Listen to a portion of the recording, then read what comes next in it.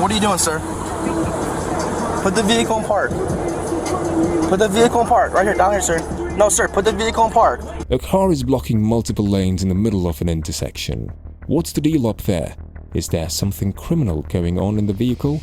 Stay tuned to find out. Put the vehicle in park. Right here, down here, sir. No, sir, put the vehicle in park. What are you doing, sir? Park.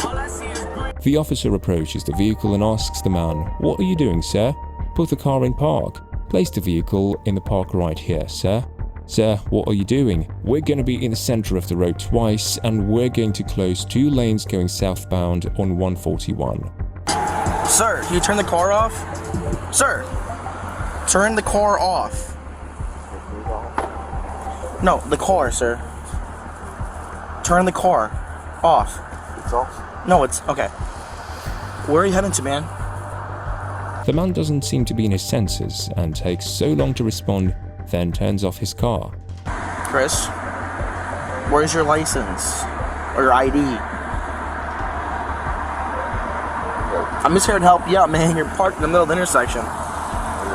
So what's going on?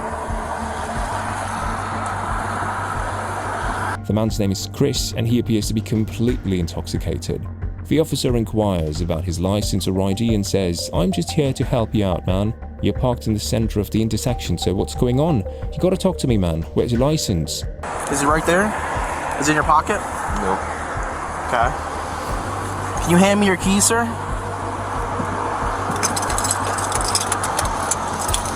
The police ask him if it is right there in his pocket, to which he responds no. The officer then asks him, "Can you hand me your keys, sir?" Chris hands him his keys, but then the man asks the officer to contact his mother, and the officer allows. Where are you coming from? Where are you coming from? My mom. Huh? My mom. You're coming from your mom's? Yeah. Okay. When the officer asks him where he's coming from, and then he replies, his mom. We got a name or anything yet? He said Christopher Bailey. That's all he gave me so far. Hey, Mr. Bailey.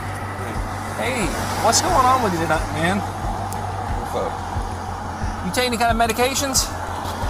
No. Are you supposed to? No. Why are you stopped in the middle of the intersection? Another officer comes and reveals his full name is Christopher Bailey.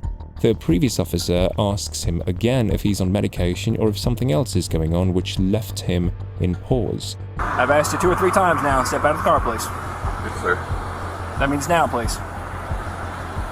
Bring your phone with you. Step out of the car. You're... Can I unplug you? Yeah, you still plugged it. Yeah, there we go. Okay. Come on over here. Can you step over that way to the Corporal Road, please? Can you step over that way? I'm going to shut your door. Make sure the cable's not in the way. Okay. Watch out. Watch out. Watch out. The officer asks him to get out of the car and bring his phone 2 or 3 times. At last, he gets out, but still, he doesn't seem to be in his senses. Mr. Bailey, can you tell me anything about tonight? How you ended up right here? What happened? Mr. Bailey, let's not do that. The officer asks him again. He's standing in the middle of the intersection. Happened. Where are you coming from tonight? Okay. Where are you coming from tonight? Where were you before you stopped right here? My mom is supposed to be picking me out. From the middle of the road here? No. My mom is supposed to be picking me out. Here comes the twist part where Chris replies something illogical. So the officer asks again, "Where are you coming from tonight and where were you before you stopped right here in the middle of the road?" Chris responds, "My mom told me to go pick you up from here, which is here from the intersection." And he doesn't know anything else because he'll be home soon. I'm not really smelling a whole lot, but I'm thinking you may have ingested something, either intentionally or not, but you something seems a little off right now. What's going on with you? How are you feeling right now? I feel okay. You feeling okay? Yeah. Okay. The officer becomes annoyed and says, "I'm not really smelling much, but I gotcha. I'm thinking maybe you've ingested something, either intentionally or unintentionally, but seems a little off right now. What's going on with you? How are you feeling right now?" Chris responds that he's feeling okay. Can you walk over here with me, please? Yeah, man. Making sure those people actually stop for our officer here. Okay, we're just gonna go to the sidewalk right here, okay? The officer takes him to the other side to carry out some tests so that they can know why he's been like this. You said no medications, correct? Okay. How about any kind of drugs, like prescription or anything else? No? Okay. The officer interrogates him, saying, "You don't take any meds, correct? Okay, how about any type of, any kind of drugs, like prescriptions or anything else? No?" To this, Chris replies, "Okay." Can I get you to stand with your feet like this and your hands down at your side? Are you able to stand like this? Like with your feet touching each other? Dude, Can you, right where you're standing, but can you bring your feet together? No, I don't want you to step in that little divot there. I just want you to stay where you're standing. The officer begins the test, saying, "Okay, so you can turn and face me, please. Can you stand with your feet like this and your hands down at your side? Are you able to stand like this? Bring your feet together and simply remain standing where you are." Yes, I would like you to, I'm going to move my finger right here. I'm going to move this finger right here, this one right here. I'm going to move it side to side. yeah. I want you to follow it with just your eyes. I want you to keep your head still though, okay? Yeah. You clear on that? Yeah. The officer directs him, stating, "When I move my finger right here and go side to side, I want you to follow it with just your eyes. But I want you to keep your head still, okay? You clear on that? Yeah, okay, cool, good."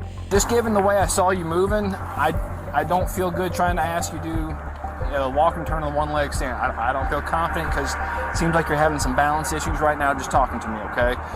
Do you have any problems with your legs, your back, your knees, anything like that? No, that's why my mom's. Okay. The officer observed him and stated, "I don't feel good about the way I saw you moving. I'm not confident in asking you to walk and turn on one leg. Stand, because it appears that you're having some balance challenges right now. Just chatting with you, okay? Do you have any problems with your legs, back, or anything else?" Chris says no, and this is the reason his mother's coming. I'm not going to do a walk and turn on this dude.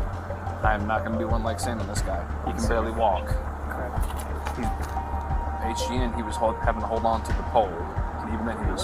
Saw the jumping. Could you see it? Like, Very bad. Well, the crazy thing was you weren't even all the way out. You were no, like here. I was like here. The cop returns and adds, "I'm not going to do one like Sam on this guy who can barely walk. He's HD. Had to grab onto the pole, and even then, just saw the jumping since it was very awful." Have you ever used anything like ketamine or DXM or anything like that? What's DXM? It's like a ingredient in like a cold medicine like Coricidin. If you take enough of it, it starts to act like ketamine, and to a greater extent, if you have a lot of it, it starts to act like PCP and that sort of thing. Okay. The officer returns to Chris and says, "I just need you to be straight with me here. Have you ever used anything like ketamine, DXM, or anything similar? It's an element in cold medicine called Coricidin, and if you take enough of it, it starts to act like ketamine, and to a lesser level, it starts to act like PCP and other drugs." Chris here totally disagrees with what the officer is saying. The officer makes a decision and says, "That is what's going to happen. I'm going to arrest you, okay? I'm going to arrest you for DUI. You're driving while under the influence of alcohol and I believe a drug, making you less safe as a driver at present, sir.